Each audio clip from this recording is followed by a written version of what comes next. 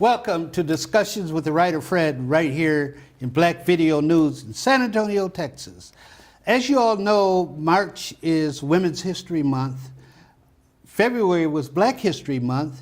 And so what Discussions with the Writer Fred has decided to do is to dedicate this show and the one I'll do after this one to my beautiful sisters and what they have been doing in terms of their progress in professions. For a long time, the idea was that black women should be domestics. And of course, that came out of the Booker T. Washington school, that black women should try to learn how to cook, do things like that, and be domestics. Well, now, 100 years later, we've evolved to a much higher status for our women than that, even though domestic work is still honest work. But our sisters have entered into the different professions. And so that's what we're going to talk about today. And as my first two guests, I have a mother and daughter business team, and they own Fergans Realtors. It's a brokerage firm here in San Antonio, Texas. And we can't tell which one's the mother. So I'll give it away. Sandra Fergans is also a teacher, teaches music at Sam Houston High School. No, Fort Sam Houston Elementary. Fort Sam Houston Elementary. And she is also a realtor. Yes. And her daughter, Marcy Fergans, is also a realtor. And they have the firm with husband and father, Fergans and Associates Realtors. So I want to talk to you, good sisters, about the change we've seen over the years, and that black women are now, in fact, I would say probably more than the black men have progressed in the professions. And so let's just talk about how you manage it, how you do it as realtors. And we'll give deference to age and start with Sandra. You want to talk about it first? My husband and I started in real estate business in 1995, and he got his broker's license in 1999. And we have our own company, which Fred just mentioned. It's called Fergans and Associates Realty. It's located in Live Oak, Texas. Here it's just a little bit outside of San Antonio area. We have our businesses right across the street from Northeast Methodist Hospital, and it's on 12702 Top Warren Road, Suite 223. We've had this business, like I said, since 1999. We first started it with my father in 1995. My father's name is Howard Shelf, and we worked with him for about 4 years. And then my husband branched off and decided to get his broker's license and become a real estate broker. And we owe my dad his due for encouraging us to get into real estate, because he's like the founder of it, of the whole process of myself, my daughter, my son, my brother, and my sister, all becoming a part of the real estate business. We've been very, very successful in doing this. And if you are looking for a home, we encourage you to contact us, because we'd really like to help you in your journey in securing a home. Home ownership is one of the best things you can do. When you own your own home, you are taking and putting your money where it should go. Instead of rental, you're just throwing it away. But home ownership is the way to go. And then I'll let my daughter talk. Let me ask you, your husband also teaches, doesn't he? Yes, my husband is Michael Fergans. He teaches real estate classes, and he helps people get into the real estate business. Mm-hmm. And he teaches out at Northwest Vista College? Yes, he does. Yeah. So if someone is interested in going into the real estate business, they can contact him? Yes, and find out about how you get enrolled and how you become a professional like you all are. Absolutely. Right, yeah. Because my daughter took classes from my husband, and She took all the classes. There's 6 classes that you need to take to secure becoming a real estate professional. And after you complete those 6 courses, then you take a test, and then once you pass it, you're on your journey to become a professional real estate person. Okay, Sandra, how did you balance the family and the professional career? How did you do that? Obviously, you've been very successful because your son and your daughter are professionals now in the business. How did you balance it? Was it difficult? Yes, it has its difficult moments.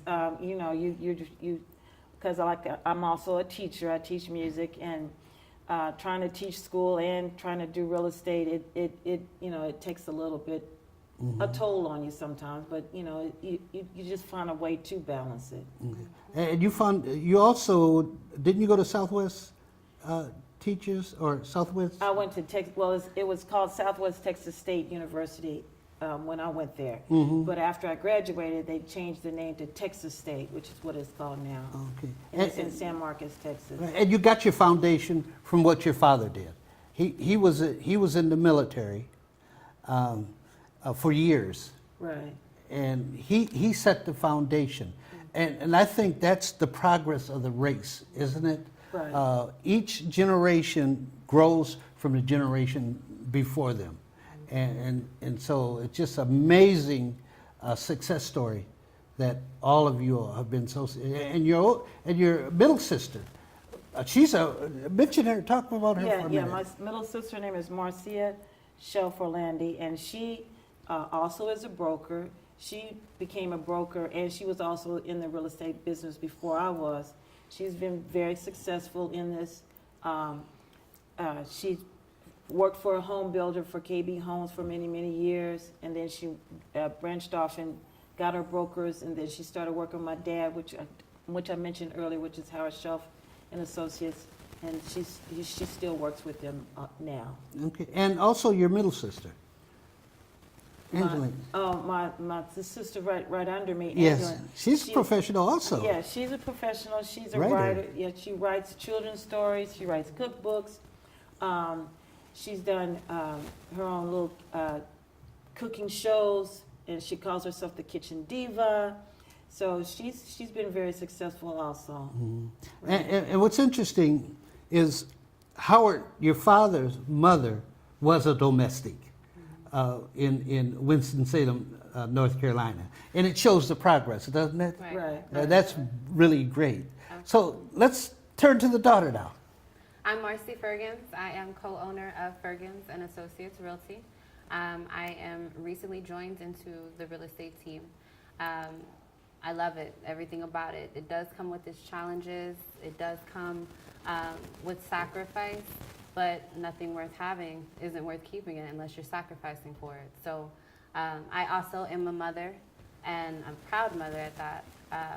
And I've balanced both, going to school, working a full-time job, and then also working on my own business. And I thrive and aspire to be a multiple business owner by opening up this avenue with my family. So I do look forward to building and continue to brand what my vision and dream is overall. So it's just the beginning for me, and so far I enjoy everything about it. And so you're going to branch out eventually, right? Absolutely. You're going to leave mom and daddy. Gotta go. Gotta go? Already planning on it. Yes. Okay, yeah. And your son, Yes, my son. even though this is about sisters, let's bring him in also. Yes, Let's not cheat on the men. Let's give him a Right, shot. right. Okay. Right, my son, he's also a broker. He has his own company. It's called Texas Luxury Homes. He's been doing it for several years now. He's very successful. He's very a real go-getter, and he just tries to take and just jump out there and do what needs to be done. So what do you see as your next step? Are you happy with where you are, or do you have other plans? I know your father, he's an amazing man at 89, and he's rebuilding his firm. He said by the end of this year he's going to have 50 agents, and I don't doubt it. No I reason. don't doubt No it. reason. So did you get the work ethic from your mother and your father? Oh, yes. Oh, yes. They always encouraged us to try to do the best you can do, be the best person you can be, and just don't be slack. And just, if you see it, go for it. So that's where, we get our work ethic from my dad. He was a real go-getter, and he always tried to set an example as far as being a good person who did their very best in whatever they tried to do. Okay. And then it passed on to generations. Absolutely. I had the privilege and honor to learn from both my parents. I went to her school in elementary, saw her work as my music teacher, and then I also had the privilege to work under my father, but also get my credentials for real estate under his teachings. So I feel blessed in regards to that, having such close net of people who are professionals and have the expertise that I need to gain knowledge from. It's a blessing. It's almost like, why wouldn't I be a part of this?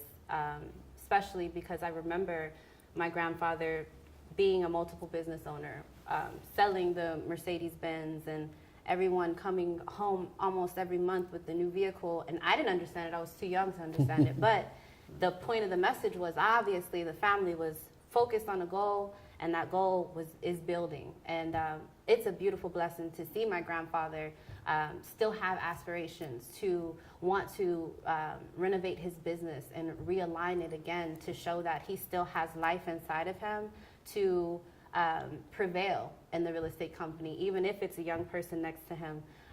He has the same ambition as I do, and it's a beautiful thing. He'll text me at 6 in the morning asking me, did I do a training? And I'm responding right back, I'm up with you. So let's talk, I'm here. So I'm very thankful that the resources that I have access to and the privileges that I have access to, but I think it's all about your own determination and your own mindset of focus. Are you willing to continue to move forward when someone tells you no, and when someone tells you that your dream isn't worth it? You still have to have that fuel inside of you that you have to replenish on a daily basis, because the odds are daily against us as women, as mothers, as entrepreneurs, and only you are able to be the arrow to your target. And that's what I believe. I believe that every day, walk in gratitude and look humbly for the next opportunity. So I appreciate everything that I've been through. You mentioned before we went on the air how sometimes a white person, when they see you're the agent, they say, "Oh, it's you?" Right. Yeah. Right. I've had several clients so far. Daily, I get at least one referral that's outside of what's handed to me, and the ones that are unfamiliar with me, because I'm new to the business, I'm marketing myself every day. People already have their judgments. You know, they'll say, what is your profession? So when I tell them I'm a realtor, their whole demeanor changes to where they're more inclined to have more respect for me, because they see that I'm not just saying I work for somebody, or I work in a fast food industry, or however they paint the woman to be. They see that my vision is higher than the average totem pole that everyone is coming across. So particularly what he was asking, I had someone ask me, are you with a realtor or are you needing a realtor? And I said, no, I'm the realtor, and I'm showing my client a home. And so when I addressed myself that way, he said, oh, well, let me give you my business card. So he wanted to then exchange his information with me, and he felt that I was good enough, in a sense, in his presence, to receive more information versus just the, hey, how are you, and the casual walk by. So yes, I get a lot of people who are surprised by my profession, and I enjoy it because I like to present myself in different ways, not just as a mother, but sometimes I want to be casual. And if I'm dressed casual and I pass you a business card, your reaction is priceless. That you didn't think I was a realtor, you thought I was just passing you a card. And then when you look at the picture and you see that I'm a co-owner, now the conversations are different. So I enjoy it because everybody always has their own predisposed thoughts against you, their own discriminations against you. So to overcome that, I'm proud to be in the front line of that, because I know it's not going to last forever. All we can do is keep breaking those barriers and keep building those walls to where we are protected and we support each other. Very good, very good. I want to thank you all for coming Thank here you. and being on Discussions with the Writer Fred. discussing a very important subject, and I want to invite you back at a later date to see how your progress. Absolutely. And so you want to give your telephone number, address Yes. one more time before we close out this session? Yes, our business number is 210-549-4201. Again, it's 210-549-4201. Our address is 12702 Topperwine Road, Live Oak, Texas. So we just, Suite 223. And then also the website, you can visit https://fergusondassociatesrealty.com. You'll be able to see us there as well. Okay. Thank you, ladies. I Thank appreciate you. it. We And appreciate thank you your for having time. us. Oh, absolutely. Thank you. Yeah. Thank you. We're going to take a break. When we come back, I'm going to have one of my favorite guests who's been on many times, who definitely represents the changing of professions of the black woman, my sister, Dr. Sharon Michael Chadwell. 40% of food in America is never eaten. Marie, you have prediabetes. Pre-diabetes? I don't have time to eat right or exercise. I'm a busy mom. Oh, you're a busy mom. Yeah. This is great news. Busy moms never get prediabetes. Wait, what? Let me just... Yeah, this is all the people at risk for prediabetes, and way over here, busy moms. No?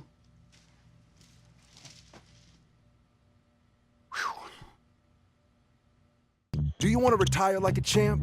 Just like legendary basketball star Uncle Drew? Don't do him like that, Uncle Drew! You're already acing the game. You've got your dream ride. Don't be slamming my door. Sorry about that. You just did the same. Gotta get the boys.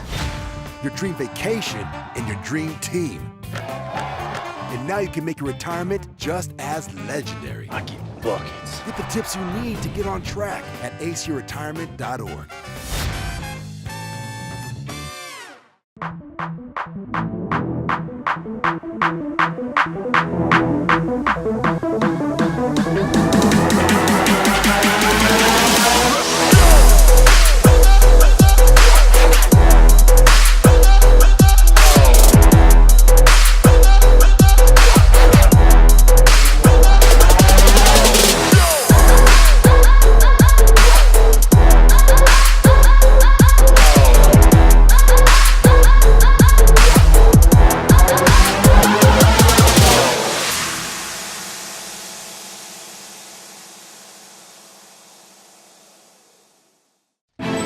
Nothing to do this week?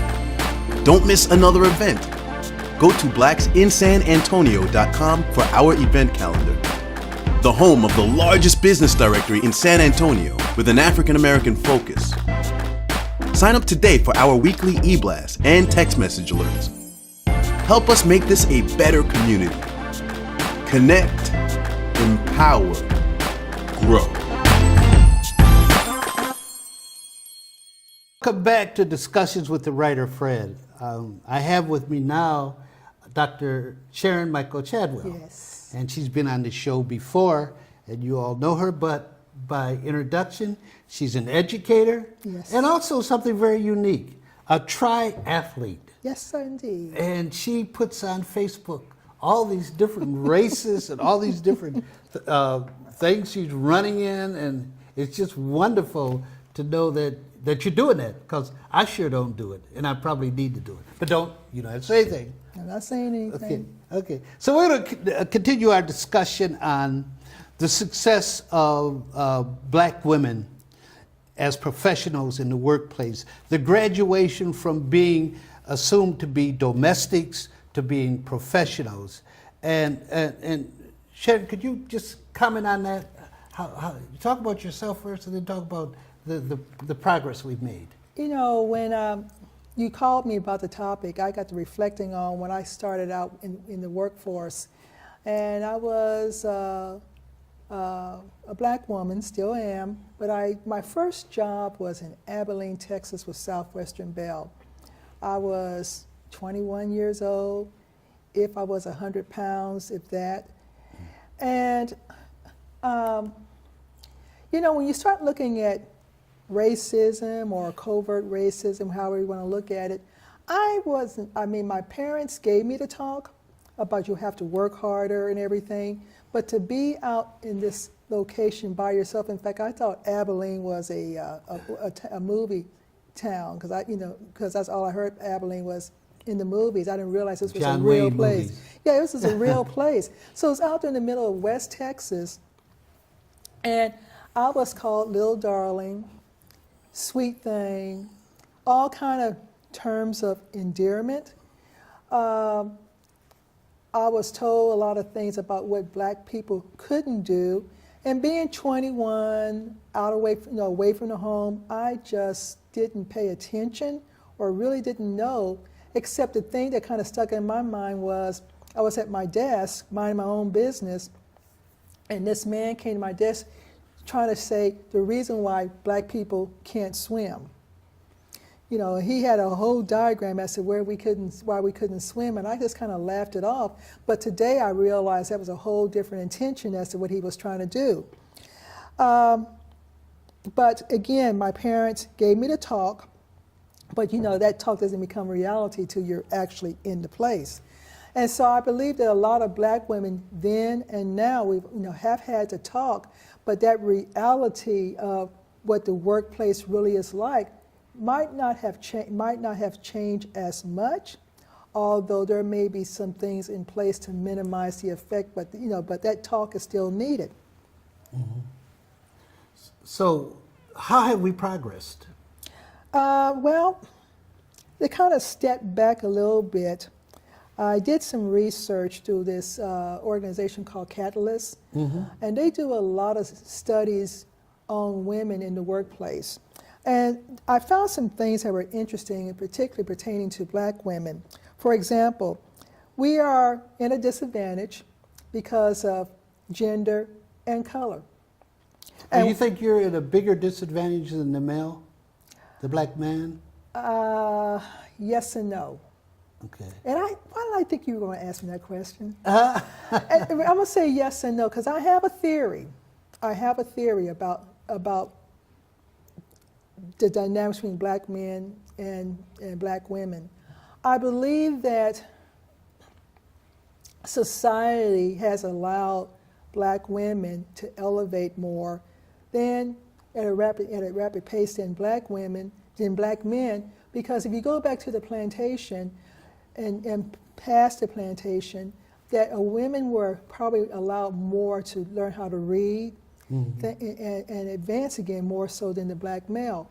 So in the corporations, from my own personal experiences and recollections, I see black women progressing more than black men, although there have been black men who have progressed. So I think there still is an imbalance there on the promotion rates. Is that a dynamic that we cause within the race, or is that something controlled outside the race? I truly believe it's controlled outside the race. I think that, let's just put it out there, I think that whites are more comfortable with black women than black men. Less threatened. Yes, less threatened. I think that's just a reality that we have to face. And so the promotability of black women seems to be at a more rapid pace than black men. Although it depends again on the profession. You've seen, like in the military, probably more black men getting promoted over black women because of the profession and the stereotypes as to what men can do versus what women can do. So I see it then. So it depends on the profession. Okay, but I agree with you. Okay, but does a dynamic exist within the race, and that black women seem to be getting educated more than black men, pursuing careers more than? Do you see that? I think that when you really see it, when I did my first residency, I went to Phoenix for my first residency, and I saw more black women going for doctorates than black men. Why? I don't know. Maybe because, I'm almost going to say black men may be taking care of families more, and unfortunately we have a lot of black women who are single. So they may have, quote, more time to do things like that. Now, that's just a personal thought. That's just a personal thought. I think you're being kind I think it's a to personal black men. I think you're being kind. thought. Well, I love my black men. Well, that's good, but love does not necessarily equate to rationality. So what's your thoughts? I think that black men, unfortunately, are not as responsible as they should be. I mean, this is obviously I'm not prejudiced. I'm a black man, proud black man, but I don't know if it's because they're spoiled. They're raised in single parent households, and they're spoiled by their mothers. But I don't know what it is. But I think it's pretty bad out there. But I think for some reason, the sisters are their objectives. They get the objective and they go after it. I don't know. Well, I think that for myself, I looked at it, the reason why I got a doctorate, because there were some other things I thought I can do postdoc. That was my main piece of why I did it. Also, because my parents told me that you're going to have to be 10 times, 20 times better than the white person. Okay, let's be honest there. So because, if they have a bachelor's degree, I have to have a master's. If I have a master's, then I have to have a doctorate, just to quote unquote be on equal footing. But sometimes, now we'll have to say this, I have seen, especially in the world of education, in public ed, you're not going to have that many professionals with doctorates. But if you're black with a doctorate, it even puts you at a more, in my opinion, a more unlevel field, because you may be reporting to someone who only has a master's, and they may not favor you outranking them educationally. So there are some pros and cons to what we do, because society doesn't give us equal access, if you will, to the same promotabilities as others. I was thinking about UTSA. I think most of the black professors out there are women, and not men. I really, so I don't know, but I didn't want you to deviate from. I'm sorry. That's Back to okay. you. That's okay. I'm good. Okay. I'm good. I'm good. And and the other thing we have to look at is natural areas to promote. In other words, opportunities. If you look at in the white world, especially in the C-suite, corporate suite, you're seeing actions like, let's go play a golf game here. Let's meet over here at such and such a club, which might be up in the Frost Bank Tower. In other words, may not necessarily be a natural pathway for blacks to enter for senior managers, especially if you are a woman. It may be challenging for a woman. It might be even equally challenging for a black man. But these natural pathways in the corporate world, to where we have opportunities to talk to senior managers about promotion opportunities, are not the same as would be our white counterparts. By the way, when you mentioned top of the Frost Bank building, for those who are not from San Antonio, sorry. She's talking about, it's called the Plaza. The Plaza Club. It's a very exclusive club, costs money to belong, and you can also have space there to work. So it means that you have elevated yourself to a higher level. Right. I used to be a member, but it got too expensive, and I said, plus, I got some other things I wanted to say about that one, but it was getting kind of expensive to not be able to go there every day to really enjoy it. But these natural pathways really are not in place for blacks to meet senior suite people, or C-suite people, to talk about their promotion opportunities. So what do you see, what's our future look like? Well, I was very, very excited to listen to your interview with the two ladies who have real estate companies. I see, this is what I'm seeing. We're seeing more promotions in what we call D&I, or diversity and inclusion positions, which is the old race relation type jobs these have in the past. So we're seeing more blacks. I'm seeing every day, almost quite often on LinkedIn, so-and-so got promoted in the D&I, diversity and inclusion, where they're black. You know, so-and-so, this usually I call these traditional safe positions. And I've heard, and I didn't get a chance to read an article, but there's some controversies related to the sustainability of those positions as well. But I believe that given the challenges that we're seeing in corporations and being promoted, we're seeing more black women as well as black men. They're deciding to start their own businesses. Okay. We're seeing that. We're seeing blacks try to create non-traditional pathways for more success. So, for example, I started out in education, still in education, but I'm in this triathlete world where that can become another business venture for me. So we're figuring out different ways of redeveloping ourselves to where we're making our own money outside of the traditional paths. With the triathlete, that's when you run in these long races? These are endurance races where you're swimming, biking, and running.